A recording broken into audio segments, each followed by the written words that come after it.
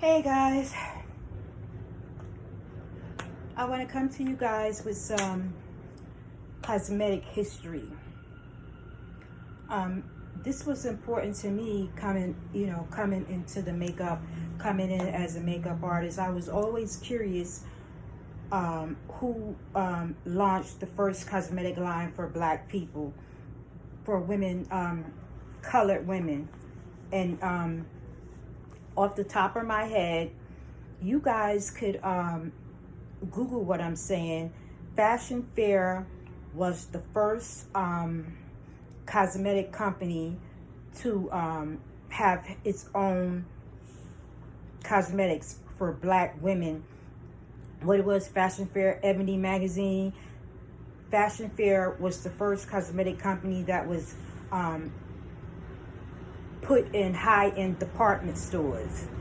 But I was curious. I was remembering Floyd Roberts.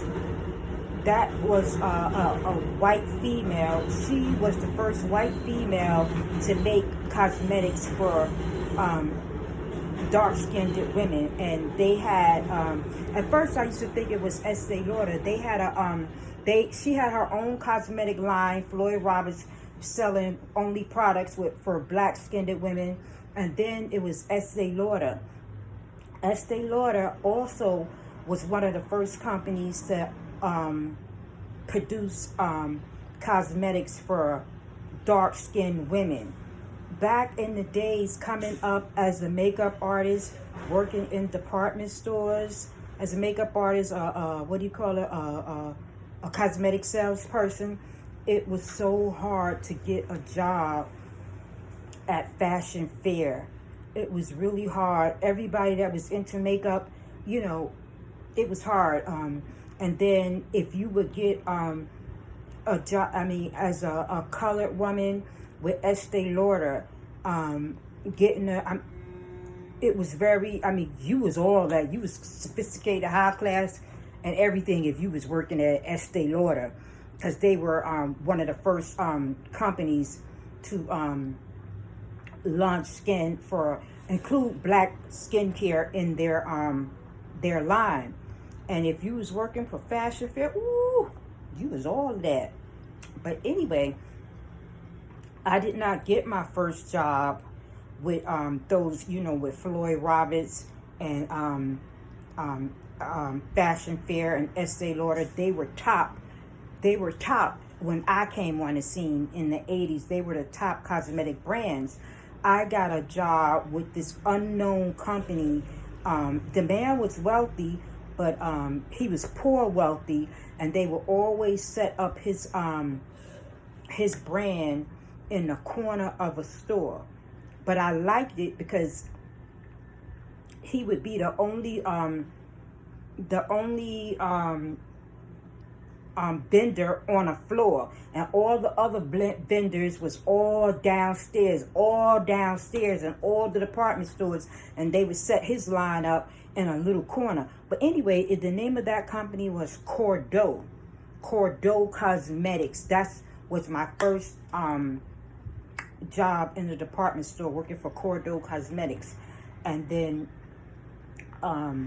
they had, like I said, when my mom threw a makeup party for Mary Kay when I was 19, and I seen how glamorous and how attractive the woman was, and I said to myself, oh my God, that's what I want to do with the rest of my life.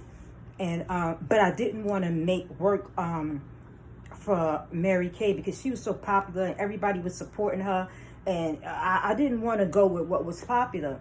So I found these other brands that I would work for. Jerome Alexander was a famous makeup artist. I used to sell cosmetics for him, and all these other unknown cosmetic lines that I would sell personally. I would try to sell it to my friends. They really wasn't with it, so I would go to the city to sell to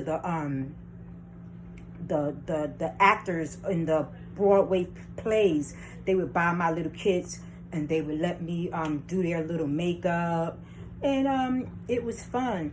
I'm not trying to promote drugs or anything, but we smoke a little weed and whatnot. Then they let me do their face.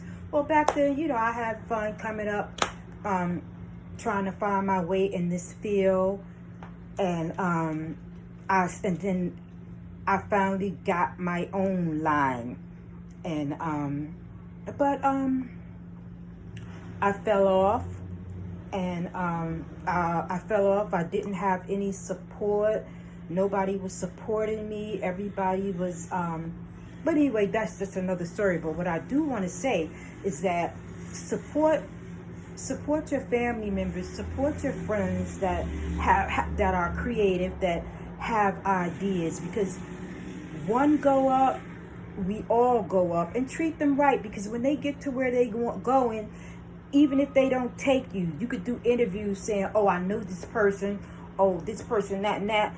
But where I'm going, and all the people that tried to hold me down, I'm going to tell everybody about my relationship with them. So the ones that was trying to hold me down, y'all ain't going nowhere with me. Y'all going to stay right where y'all at. But anyway, I'll be back.